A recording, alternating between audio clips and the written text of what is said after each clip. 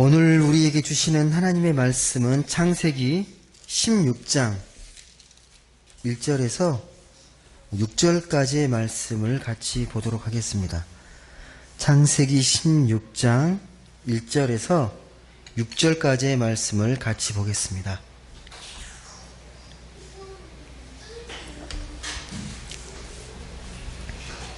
창세기 16장 1절에서 6절 한 절씩 교독해 말씀을 읽도록 하겠습니다. 제가 먼저 1절 말씀을 읽겠습니다. 아브라함의 아내 사레는 출산하지 못하였고 그에게 한 여종이 있으니 애굽 사람이요 이름은 하갈이라.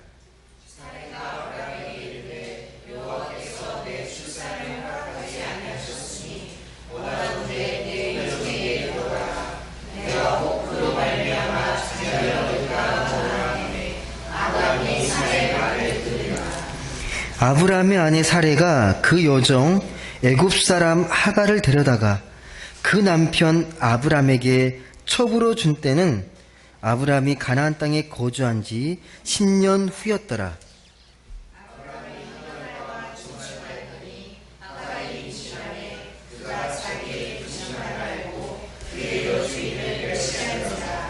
사레가 아브라함에게 이르되 내가 받는 모욕은 당신이 받아야 옳도다. 내가 나의 여종을 당신의 품에 두었거늘 그가 자기의 임신함을 알고 나를 멸시하니 당신과 나 사이에 여호와께서 판단하시기를 원하노라.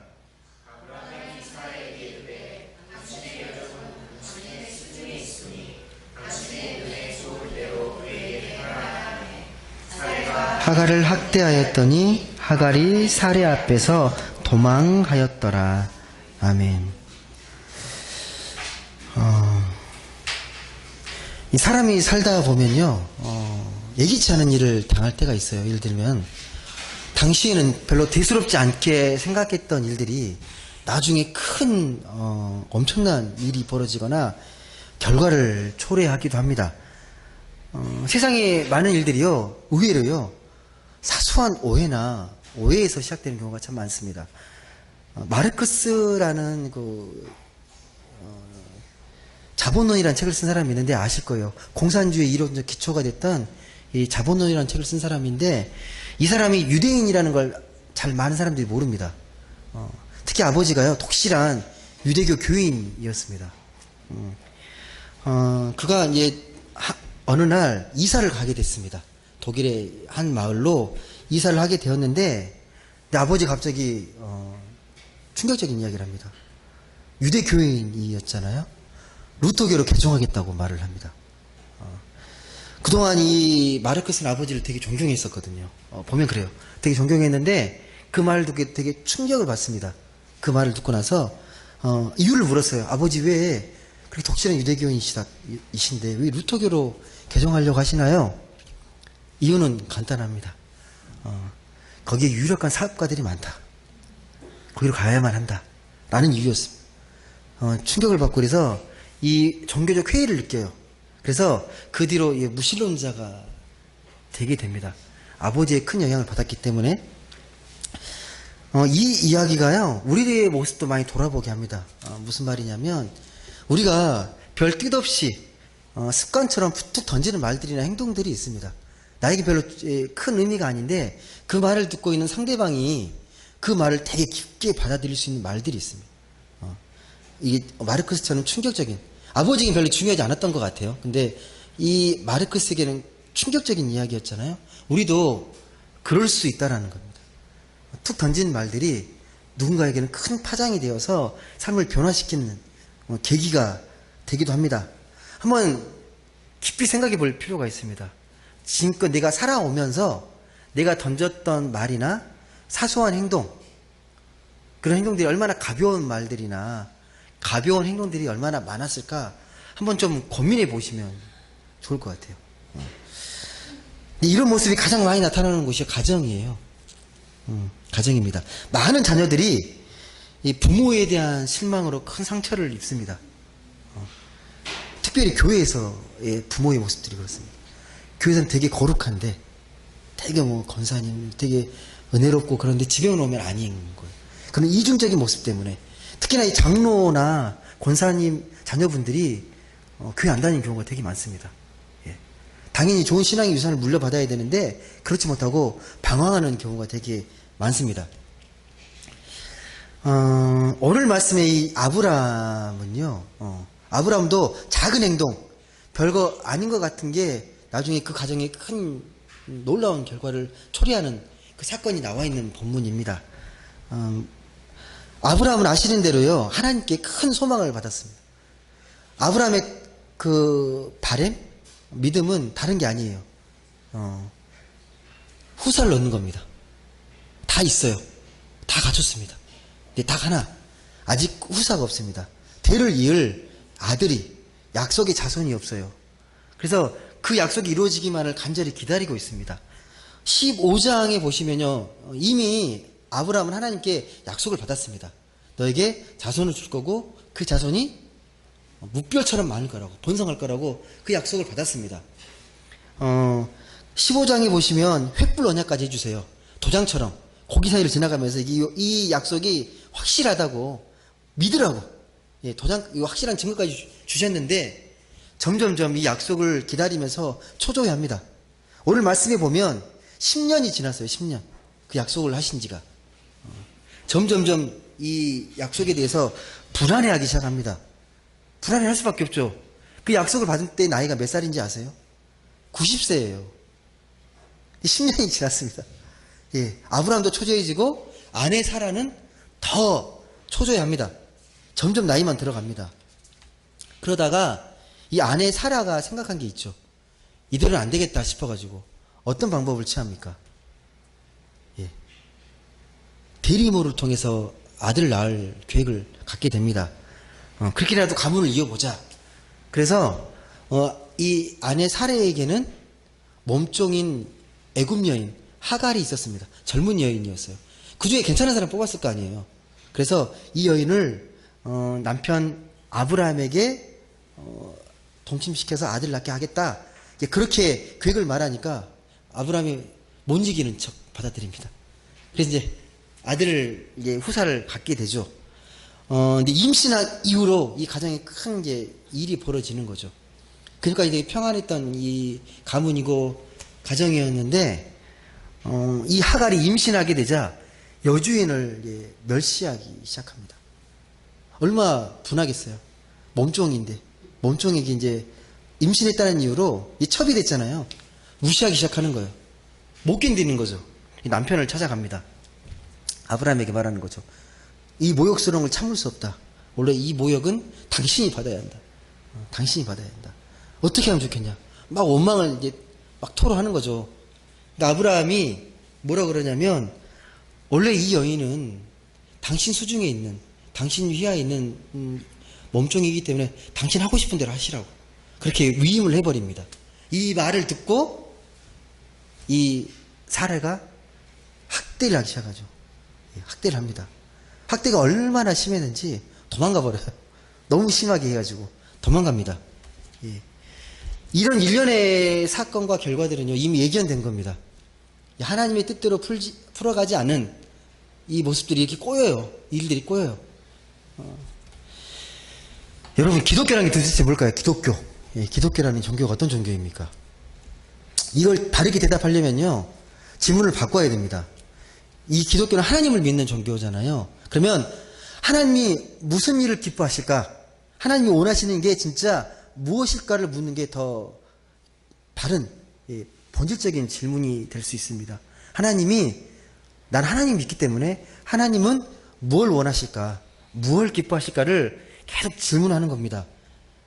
하나님께서는 아브라함에게 자손이 하늘의 별만큼 많을 거라고 약속해 주셨습니다. 그 약속이 90세에 주신 약속이거든요. 그래서 그 말을 듣고 하나님이 의인이라고 인정해줘요. 의인이라고.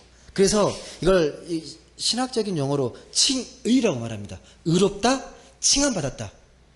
근데 이걸 오해하시면 안 돼요. 의인 아브라함 그랬을 때요, 행위가 깨끗하고 온전해서 의인이 아니라 하나님께서 의롭다고 인정해 주신 것, 칭해 주신 것.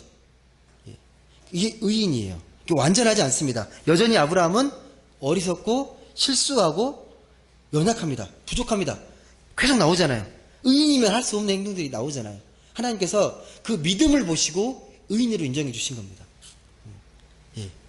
그걸 믿었기 때문에 아브라함처럼 믿음으로 이렇게 의롭다 인정받았으면 어떻게 해야 됩니까? 그에 합당한 삶을 살아가야 되는데요. 그러지 못하는 모습들이 계속 발견되잖아요. 계속 발견됩니다. 하나님 자녀에 맞는 삶, 그에 걸맞는 삶, 그걸 우리가 좀 어려운 말로 성화라고 그래요. 들어보셨습니까? 성화. 점점 거룩해지는 과정, 하나님을 닮아가는 과정, 이게 성화입니다. 근데 여러분, 성화의 기준이 우리가 아니에요. 하나님입니다. 그러니까 하나님을 닮아가는 게 성화입니다. 인간적 기준으로 성화를 맞춰가는 게 아니라 하나님께서 말씀하시는 그분을 닮아가는 것이 성화입니다. 신앙의 중요한 두 가지가 다 나왔습니다. 칭의와 성화입니다. 의롭다고 인정받는 것, 그리고 점점 하나님을 닮아가는 것, 이 두 가지가요, 우리 기독교 신앙의 두 가지 가장 중요한 축입니다. 신앙의 내용의 축입니다. 이게 바뀌면 큰일 납니다. 예. 뭐가 먼저입니까? 칭의가 먼저예요? 성화가 먼저입니까? 예? 칭의가 먼저예요. 하나님 앞에 의롭다 인정을 받고 그 믿음의 은혜를 가지고 점점 성화되어가는 과정인 거죠. 예. 근데 다른 종교들은 반대입니다. 이게 구별점이에요. 다른 종교에서는 성화가 먼저고 그 다음에 의롭게 되는 거예요. 그래서 행위를 강조하거나 율법을 강조하거나 공로를 자꾸 강조하게 되면요, 기독교의 본질을 잃어가게 됩니다. 예를 들어 볼게요. 고양이가 한 마리가 있습니다.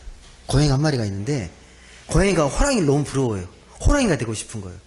근데 그 마음을 알고 산신령이 나타나가지고 너 호랑이 되고 싶지? 그러면 한 가지 방법이 있으니까 그 방법만 네가 열심히 잘 닦고 수행하게 되면 호랑이 될 수 있어 라고 이렇게 지침을 줍니다. 정말 호랑이 되고 싶은 마음에 열심히 수행해서 드디어 이 산신령이 봤을 때 그 수준에 도달한 거예요. 합격점에 도달한 거죠. 그래서 호랑이로 바꿔줍니다. 여러분, 이게 다른 종교에서 말하는 종교의 본질이에요. 간단한 이야기인데요, 다른 종교에서는 그래요. 수행을 강조하거든요. 수행. 우리 기독교는 다르잖아요. 내가 뭐 잘해서 구원받는 게 아니라 하나님께서 건져주신 거잖아요. 내가 어떻게 할 수가 없는데 하나님이 구원해 주신 거예요. 근데 다른 종교는 결코 그렇게 말하지 않습니다. 불교만 보세요. 불교는 뭐 천배를 드린다거나 삼보일배, 천일공양, 또 참선하거나 이렇게 명상하면서 그렇게 뭔가를 이렇게 수준에 도달하길 원합니다. 또 선을 쌓아가는 적선, 선한 행위를 통해서 구원받는다고 말하는 종교도 있고, 또 고행이나 또 금욕생활, 또 계율과 율법을 철저히 지키는 수도생활, 이렇게 막 강조합니다. 또 남을 위해서 열심히 봉사해야 구원받는다고 말하기도 하고, 특정 줌을 내워야 된다고 이야기도 합니다. 다 수행 방법을 이야기하는 거죠. 근데 기독교는 그런 종교가 아닙니다. 예. 거기서 달라져요. 예. 기독교는 내가 어떻게 하든 하나님께서 구원해 주시는 전적인 하나님의 은혜를 통해서 구원받은 자들입니다. 이걸 바꿔버리면 안 돼요. 예. 자꾸 성화에 너무 목을 매면 안 됩니다. 내가 하나님 앞에 의롭다고 인정받는 게 그게 먼저입니다. 다른 종교에서 말하는 이 종교적인 수행, 아무리 수행을 잘해도요, 득도하고 수준이 높아져도 한계가 있습니다. 아까 제가 고양이 이야기를 했지만 이야기니까 그렇게 말씀드리는 거고, 아무리 열심히 수행해도 고양이가 호랑이 될 수 없습니다. 그렇지 않습니까? 될 수가 없어요. 개미가 어떻게 하마가 되겠습니까? 안 됩니다. 원숭이가 사람 못 됩니다. 그건 어쩔 수 없는 거예요. 한계입니다. 하나님 주어주신 이 창조물의 한계거든요. 유대교가 그런데 율법을 잘 지키면 의로워진다라고 강조했거든요. 의로워진다. 율법과 계율을 잘 지키게 되면. 율법을 그러니까 하나님보다 더 금과 억조처럼 지켜냅니다. 문자의 조문을. 근데 이 방법을 보면 다른 종교와 별반 다를 게 없습니다. 예수님 왜 그 당시에 유대인들, 특별히 종교 지도자를 책망했습니까? 왜? 자꾸 인간의 노력으로 이 하나님 믿는 이 기독교를 종교화 시켰잖아요. 종교화 시키려고 했기 때문에 그렇게 책망하신 거예요. 독사의 자식들 하면서 되게 막 뭐라고 하시잖아요. 그게 아니라는 거죠. 본질이. 그런 차원의 종교가 아니라는 거예요. 엄격히 말해서 기독교는 종교가 아닙니다. 그렇게 말하면. 종교 사회학에서는 기독교를 분류할 수 있겠지만 엄밀한 의미에서 종교가 될 수 없습니다. 우리가 잘 아시는 이야기 중에 그 미운 오리 새끼 읽어보셨죠? 완벽하게 기억하십니까? 한번 복원해 보세요. 그 이야기를.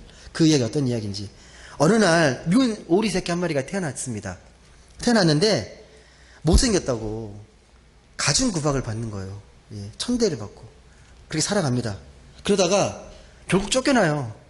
못 살고. 그래서 막 온갖 어려움과 위험을 겪습니다. 그러다가 이렇게 다니다가 아름다운 호수에 도착하게 되죠. 예. 호수에 도착해서 보니까 아름다운 백조들이 우아하게 이렇게 헤엄을 치고 있습니다. 몸짓으로. 그걸 보고 반하는 거죠. 우와, 저렇게 아름다운 새가 있구나. 너무 아름답다. 와. 근데 본인은 그동안 너무 상처도 많이 받고 삶의 고단함 때문에 그 앞에 나아가질 못합니다. 숨어서만 보고 있습니다. 아, 저 진짜 부럽다. 어떻게 저렇게 아름답고 우아하게 살 수가 있을까?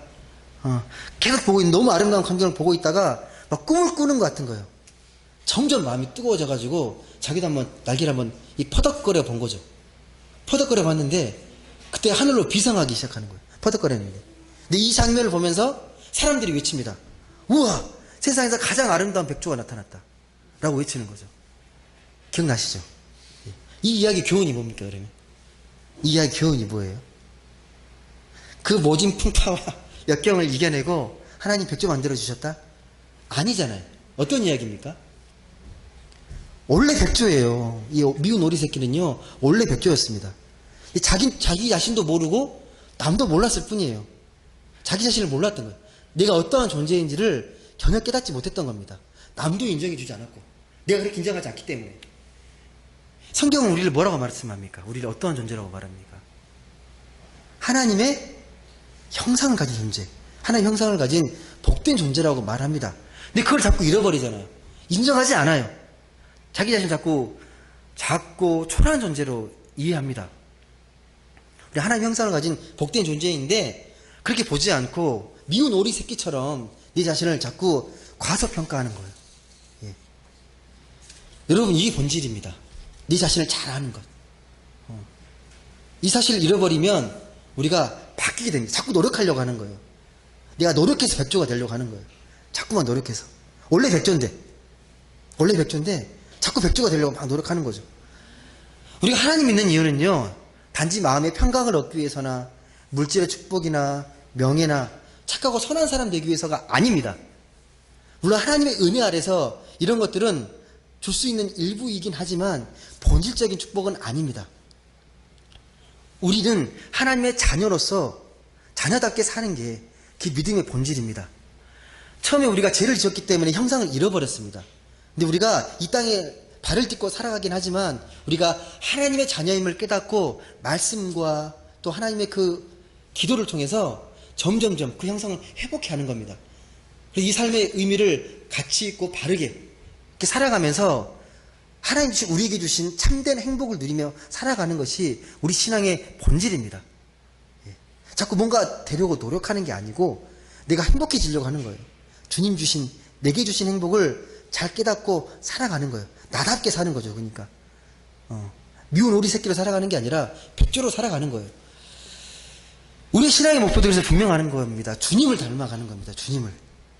예수님의 장성한 분량까지 잘 자라갑니다. 그렇다고 우리가 신앙의 완성은 이룰 수 없습니다. 하나님 보시기엔 늘 부족합니다. 한계를 짓는 우리라는 걸 좀 깨달을 필요가 있습니다. 예전에요, 제가 어느 목사님의 설교를 들은 적이 있는데 되게 좀 인상 깊은 예화가 하나 있었어요. 우리를 많이 돌아보게 하는. 뭐냐면, 어느 한 여집사님이 부동산이 많아요.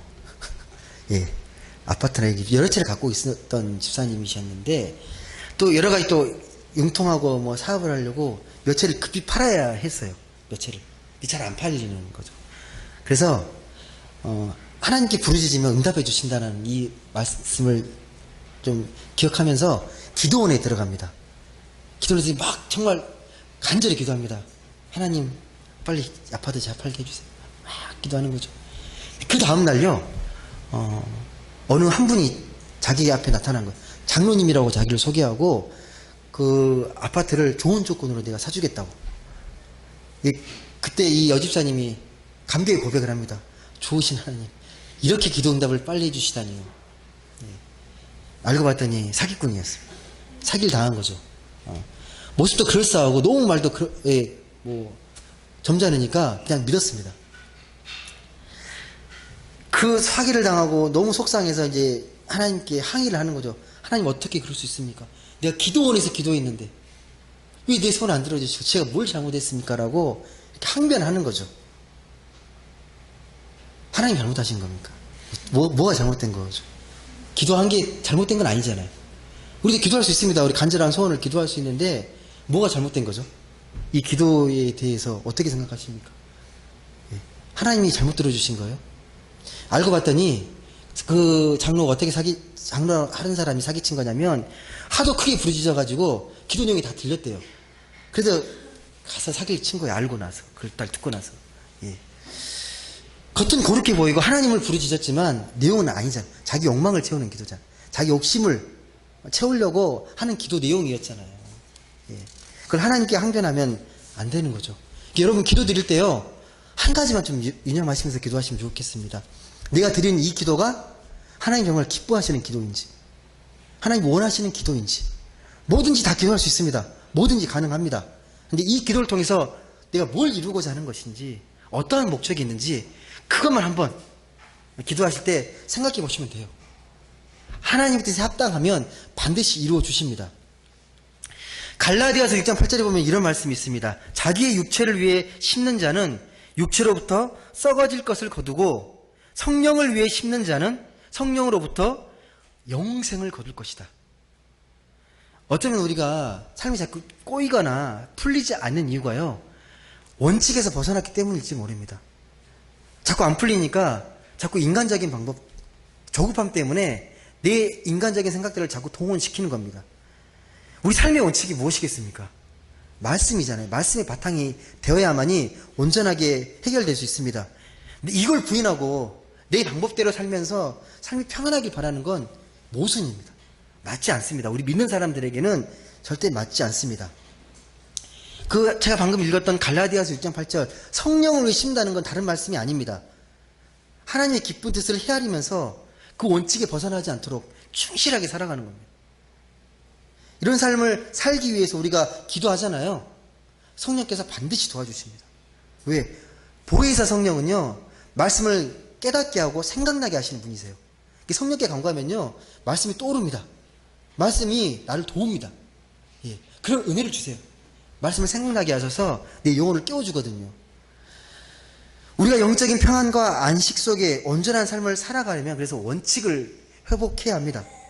하나님 나라의 십과 법이라는 이 영적 원칙을 우리가 잘 깨닫고 그대로 살아가는 게 중요합니다. 여러분 세상도 그래요. 본질만 따라가면요, 예, 형통하게 되는 경우가 되게 많습니다. 일본의 한 예인데, 일본 항공사에 이나모리 가즈오라는 최고 경영자가 있었습니다. 이 사람 2010년도인가 그 최고 경영자로 취임하게 됐는데, 그때 항공사에 큰 위기가 닥쳤을 때였습니다. 부도의 위기를 받았을 때였는데, 부채가 20조가 넘고 상장이 폐지되고 거의 풍지박산이 될 그런 회사가 되었습니다. 근데 이 회사 경영자가 어떤 방침을 세우냐면, 어느 날 전 사원들 모아놓고 이야기를 하는 거예요. 앞으로 한 달간은 우리가 교육에 집중하겠습니다. 교육의 내용은 4가지입니다. 뭐냐면, 거짓말 하지 마십시오. 열정을 가지십시오. 그리고 서로 배려하십시오. 그리고 일의 목적과 의미를 명확히 하십시오. 이 4가지였거든요. 그러면서 경영 이념도 바꿔버려요. 뭘로 바꿨냐면, 여러분 들으면 깜짝 놀랄 거예요. 전 직원의 행복을 물심양면으로 추구한다. 그러니까 회사가 지금 도산하고 파산 위기에 있는데 좀 안 맞는 경영 이념이잖아요. 주위의 경영 전문가들은 다 부정적으로 봤어요. 이게 뭐 하는 짓이냐고.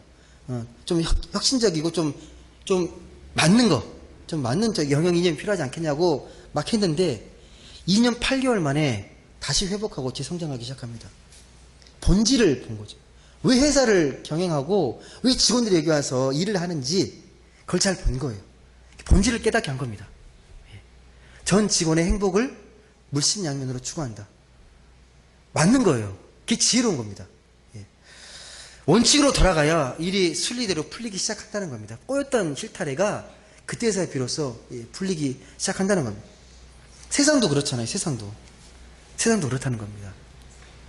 요한복음 6장에 보면요, 예수님이 기적과 이적을 많이 베푸시니까 수많은 무리들이 따릅니다. 엄청난 인기를 누리게 됩니다.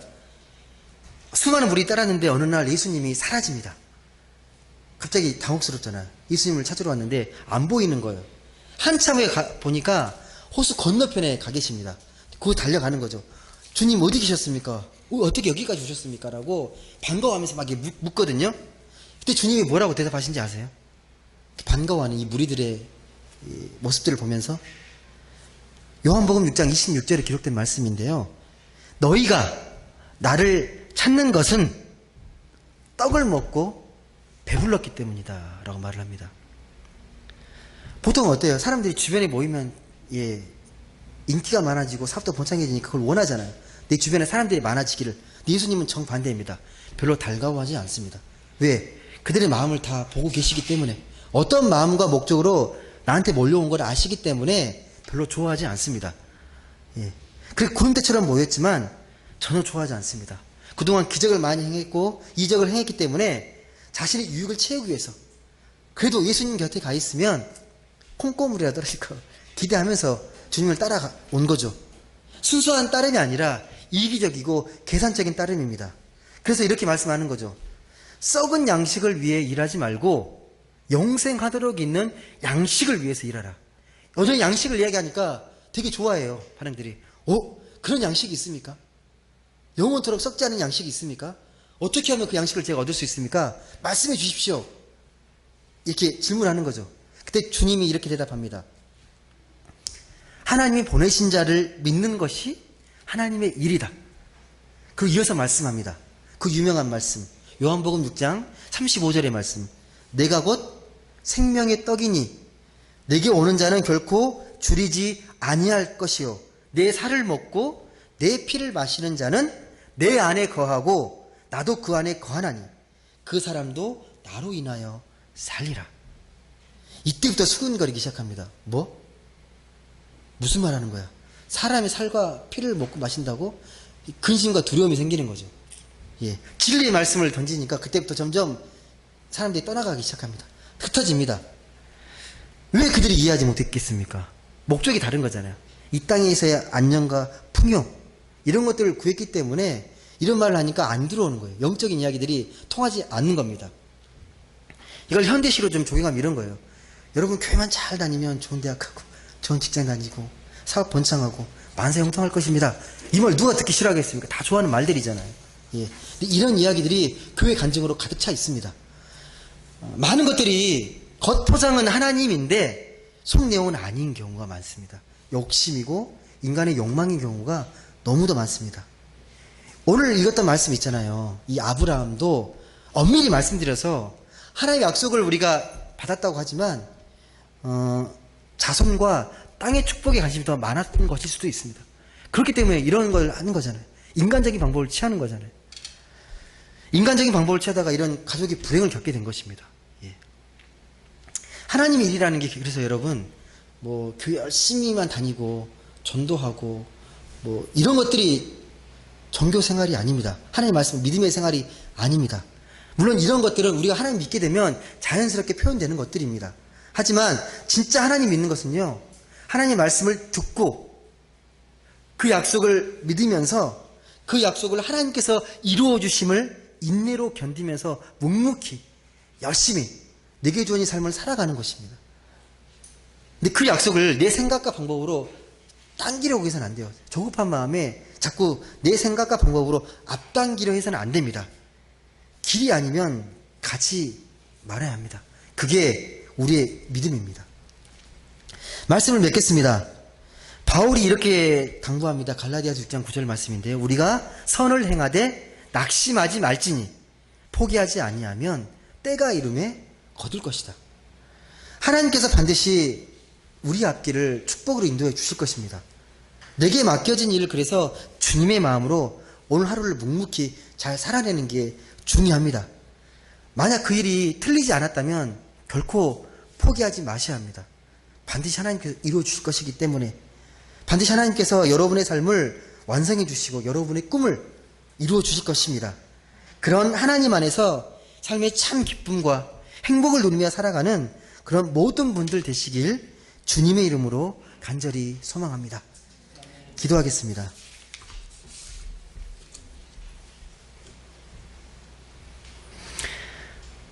사랑의 하나님, 오늘 아브라함과 사라의 그 약속의 초조함 때문에 인간적인 어려움을 겪게 되는 걸 보게 됩니다. 그 약속을 우리가 어떻게 믿을지, 어떠한 믿음으로 바라봐야 될지 다시 한번 생각해 보게 됩니다. 우리는 많이 부족하고 또 연약하고 어리석어서 약속을 약속대로 받지 못하고 약속을 변개시키고 또 인간적인 방법으로 그것들을 취하려고 노력할 때가 많습니다. 하나님, 우리의 부족한 이 믿음을 하나님 긍휼히 여겨주시고 성령께서 말씀으로 깨우쳐 주셔서 인내하며 묵묵히 오늘을 잘 살아감으로 내일을 열어가는 귀한 믿음의 삶들을 살아가는 모든 성도 되게 하여 주옵소서. 믿음으로 의롭다고 칭함을 받은 아브라함처럼 우리도 우리의 노력이 아닌 하나님의 그 은혜의 사랑의 손길로 의로운 삶을 살아가고 또 의롭게 인정받는 그런 고귀한 믿음으로, 귀한 믿음으로 살아가게 주님 축복하여 주옵소서. 감사드리며 사랑이 많으신 예수님의 이름으로 기도드립니다. 아멘.